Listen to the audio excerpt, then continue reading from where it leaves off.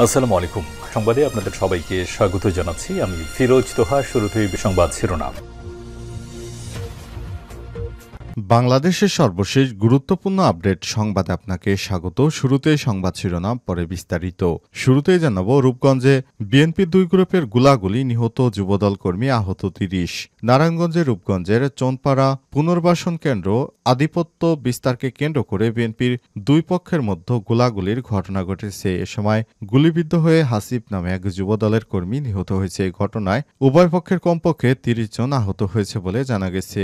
আজ দুপুর ১২টার দিকে উপজেলার কায়েতপাড়া ইউনিয়নের চোনপাড়া পুনর্বাসন কেন্দ্র এলাকায় এই ঘটনা ঘটে। নিহত যুবদল কর্মী হাসিব চোনপাড়া এলাকার আনোয়ার হোসেনের ছেলে।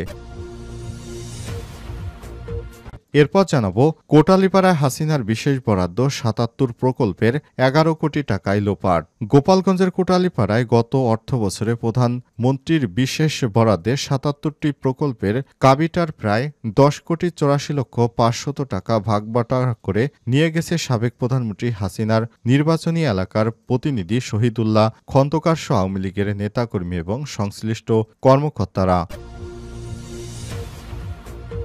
এদিকে সাবেক মন্ত্রী আনিসুলের ৫২ দিন এবং সাবেক আইজিপি মামুনের ৯২ দিনের রিমান্ড মঞ্জুর। সাবেক মন্ত্রী আনিসুল হক, দীপুমণি, রাশেদ খান মেনন, হাসানুল হক ইনু এবং পুলিশের সাবেক মহাপরিদর্শক আইজিপি চৌধুরী আবদুল্লাল মামুনকে পৃথক মামলায় বিভিন্ন মেয়াদে রিমান্ডে নিয়ে জিজ্ঞাসাবাদের অনুমতি দিয়েছে আদালত। বুধবার ১৯ মার্চ পুলিশের আবেদনের পরিপ্রেক্ষিতে ঢাকার চিফ মেট্রোপলিটন ম্যাজিস্ট্রেট সিএমএম আদালত এ সংক্রান্ত আদেশ দেয়। এবারে জানাবো, হামজাকে পেয়ে জামালের হুঙ্কার, এবার ভারতকে হারিয়েই ছাড়ব। ভারতের বিপক্ষে ম্যাচটা বাংলাদেশের জন্য ডার্বি ম্যাচ। এশিয়ান কাপে বাংলাদেশে ডার্বি খেলতে যাচ্ছে, তবে ইতিহাস দলের পক্ষে কথা বলছে না আদৌ। ভারতের বিপক্ষে জয়টা যে শেষ ২২ বছর ধরে অধরা, সে খরাটা আসছে, ম্যাচ ঘোচাবে বাংলাদেশে, বিশ্বাস বাংলাদেশের অধিনায়ক জামাল ভুঁইয়ার। এদিকে প্রধান উপদেষ্টার সঙ্গে সেনাপ্রধানের সাক্ষাৎ। অন্তর্বর্তীকালীন সরকারের প্রধান উপদেষ্টা অধ্যাপক ড মোহাম্মদ ইউনূসের সঙ্গে বুধবার ১৯ মার্চ সৌজন্য সাক্ষাৎ করেছেন সেনাবাহিনী প্রধান জেনারেল ওয়াকারুজ্জামান। এবং সর্বশেষ জানাবো, জবি শিক্ষার্থীকে মারধর করায় গাবতলী লিমিটেডের ১০টি বাস আটক করা হয়েছে। জগন্নাথ বিশ্ববিদ্যালয়ের এক শিক্ষার্থীকে মারধর এর ঘটনায় গাবতলী লিমিটেডের ১০টি বাস ক্যাম্পাসে নিয়ে আটকে রেখেছে সাধারণ শিক্ষার্থীরা। প্রিয় দর্শক, এতক্ষণ শুনছিলেন সংবাদ শিরোনাম, এবারে বিস্তারিত। তবে তার আগে বন্ধুরা, অনুরোধ থাকবে সংবাদটিতে একটি লাইক দিন। এই চ্যানেলে আপনি নতুন হয়ে থাকলে আমাদের সংবাদটি দেখতে দেখতে চ্যানেলটি সাবস্ক্রাইব করে রাখুন। কমেন্ট করে বন্ধুরা আপনার মূল্যবান মতামত জানিয়ে দিন আপনি বিশ্বের কোন দেশ থেকে বা বাংলাদেশের কোন স্থান থেকে আমাদের সংবাদটি দেখছেন এবং শুনছেন। এবারে বিস্তারিত। রূপগঞ্জে বিএনপির দুই গ্রুপের গুলাগুলি, নিহত যুবদল কর্মী, আহত ৩০।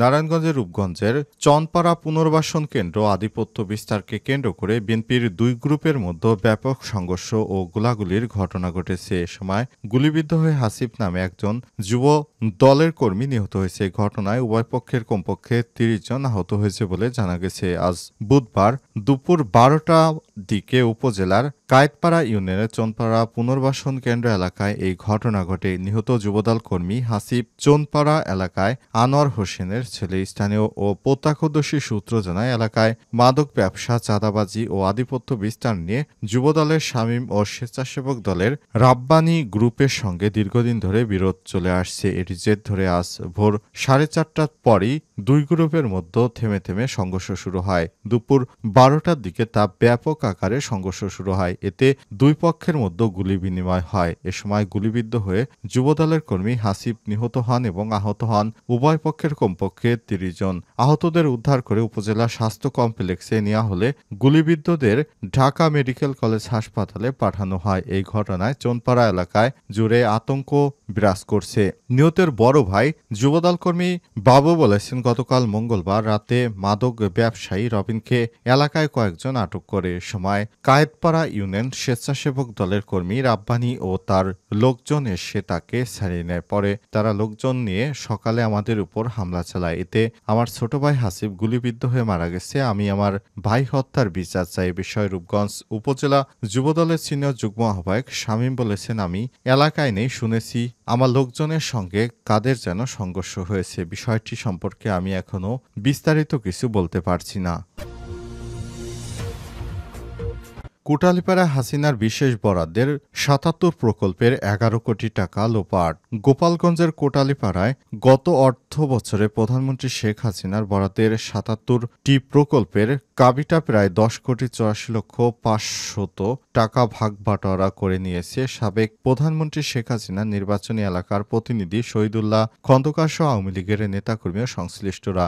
আত্মীয়স্বজন ও নিজেদের লোকদের দিয়ে প্রকল্প বাস্তবায়ন কমিটি গঠন এবং নাম সর্বস্ব কাজ করে সব কাজের টাকা হাতিয়ে নেন তারা। অনুসন্ধান থেকে জানা গেছে ২০২৩-২৪ অর্থবছরে গ্রামীণ অবকাঠামো সংস্কার কর্মসূচির আওতায় সাবেক প্রধানমন্ত্রী নির্বাচনী এলাকায় প্রতিনিধি ও সাবেক সচিব শহীদুল্লাহ খন্দকারের প্রচেষ্টায় ৭৭টি প্রকল্প গ্রহণ এবং অনুমোদন দেওয়া হয়। এর মধ্যে ৬৫টি প্রকল্পের বিপরীতে ১৫ কোটি ৭৯ লক্ষ ৮৭ হাজার টাকা এবং ১২টি প্রকল্পের বিপরীতে ৪ কোটি ৬৫ লক্ষ ৮৩ হাজার টাকা, মোট ২০ কোটি ৪৫ লক্ষ ৭০ হাজার টাকা বিশেষ বরাদ্দ দেওয়া হয়। সব প্রকল্পের মধ্যে শহীদ উল্লাহ খন্দকার নিজেই করেছেন ১৭টি প্রকল্পের কাজ। এরই মধ্যে কাছারিভিটা ঈদগাঁও মাঠ ভরাট ছাড়া বাকি ১৬টি প্রকল্পের কাজ আত্মীয় স্বজন ও নিজের লোকজনদের দিয়ে করিয়েছেন। এছাড়াও বাকি প্রকল্পগুলো উপজেলা চেয়ারম্যান বিমল চন্দ্র কৃষ্ণ, পৌরসভার সাবেক মেয়র কামাল হোসেন শেখ, উপজেলা আওয়ামী লীগের সাধারণ সম্পাদক আয়নাল হোসেন শেখ সহ শহীদুল্লাহ খন্দকার ঘনিষ্ঠ কয়েকজন জনপ্রতিনিধি ও আওয়ামী লীগের নেতাকর্মীরা ভাগবাটোয়ারা করে নিয়ে নেয়। সাবেক মন্ত্রী আনিসুলের ৫২ দিন, আইজিপি মামুনের ৯২ দিনের রিমান্ড মঞ্জুর। সাবেক আইনমন্ত্রী শেখ হাসিনার আইনমন্ত্রী আনিসুল হকের ৫২ দিন এবং পুলিশ বাহিনীর সাবেক আইজিপি চৌধুরী আবদুল্লাল মামুনের ৯২ দিন রিমান্ড মঞ্জুর করেছে আদালত। এছাড়াও পুলিশের আইজিপি ছাড়াও আওয়ামী লীগের ৪ জন মন্ত্রী জাহাঙ্গীর কবির নানক, আওয়ামী লীগের দীপুমণি, আওয়ামী লীগের হাসানুল হক ইনু সহ এরকম গুরুত্বপূর্ণ ৪ জন মন্ত্রীরও রিমান্ড নতুন করে কার্যকর করেছে আদালত। আজ ঢাকার আন্তর্জাতিক অপরাধ ট্রাইব্যুনাল আদালতের বিচারক আইনজীবীদের আবেদনের পরিপ্রেক্ষিতে তাদের এই রিমান্ড মঞ্জুর করেছে। নতুন মামলায় তাদের গ্রেপ্তার দেখে এই রিমান্ডগুলো মঞ্জুর করা হচ্ছে। শেখ হাসিনা পালিয়ে যাওয়ার আগে ৫ই আগস্টের আগে ছাত্র জনতাকে হত্যার ঘটনায় এদের গ্রেপ্তার করা হয়। ৫ই আগস্টের পর থেকে আওয়ামী লীগের নেতাকর্মীদেরকে গ্রেপ্তার করা হয়েছে। তাদের গ্রেপ্তারের পরই তাদের এই রিমান্ড মঞ্জুর করা হচ্ছে এবং বিভিন্ন মামলায় হাজিরা দিতে আন্তর্জাতিক অপরাধ ট্রাইব্যুনালে আনা হচ্ছে। বেশ কিছুদিন পরই তাদের প্রিজন ভ্যানে করে আদালতে আনা হয় এবং এই মামলাগুলো শুনানি করা হয়। মামলার শুনানির সময় তাদের বিভিন্ন বিষয়ে জেরার পর তাদের এই রিমান্ড মঞ্জুর করা হয়, এমনটাই জানা গেছে। হামজাকে পেয়ে জামালের হুঙ্কার, এবার ভারতকে হারিয়ে ছাড়ব। ভারতের বিপক্ষে ম্যাচটা বাংলাদেশের জন্য ডার্বি ম্যাচ। এশিয়ান কাপে বাংলাদেশে ডার্বি খেলতে যাচ্ছে।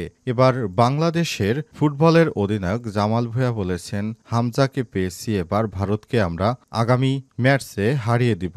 কারণ হামজা হচ্ছে একজন আন্তর্জাতিক মানের খেলোয়াড়। এমন একজন খেলোয়াড় সত্যি একটি দেশের জন্য গর্বের বিষয়। হামজাকে পাওয়ার পর বাংলাদেশে তার আগমন উপলক্ষে দেশ জুড়ে অনেক আনন্দ উল্লাস হচ্ছে। এই বিষয়টি বাংলাদেশ জাতীয় দলের ফুটবলের প্রধান জামাল ভুঁইয়া বলেছেন, আমরা এমন শক্তিশালী একজন ভাইকে পেয়ে আমরা অনেক শক্তিশালী হয়েছি। আমাদের ১১ জন দলের প্লেয়ার এখন আগের থেকে অনেক বেশি শক্তিশালী। আশা করছি আগামী ম্যাচে আমরা ভারতকে হারিয়েই ছাড়ব। এই ম্যাচগুলো এর আগে আমাদের ভালো কোনো দলের সদস্য সংখ্যা হয়তো ছিল না, এই কারণে আমাদের ফিফা র্যাঙ্কিংয়ে এত শেষ পর্যায়ের দিকে ছিলাম, কিন্তু আশা করছি সামনের বিশ্বকাপে আমরা ভালো কিছু করব। এই প্রত্যাশা নিয়ে আমরা ম্যাচ খেলতে চাই এবং এই ম্যাচে আমরা জিতব, এমনটাই আশাবাদ ব্যক্ত করেছেন তিনি হামজাকে কাছে পেয়ে হামজাকে বুকের সঙ্গে জড়িয়ে নেন এবং বলেন, হামজাকে পেয়ে আমরা অনেক বেশি শক্তিশালী মনে করছি। হামজা আসার পর আমাদের দল নতুন করে চাঙ্গা হয়েছে। আমরা আশা করছি খুব ভালো করতে পারবো, বিশেষ করে পার্শ্ববর্তী দেশ ইন্ডিয়াকে হারিয়ে দিতে পারবো, এমনটাই আশাবাদ ব্যক্ত করেছেন জামাল ভুঁইয়া।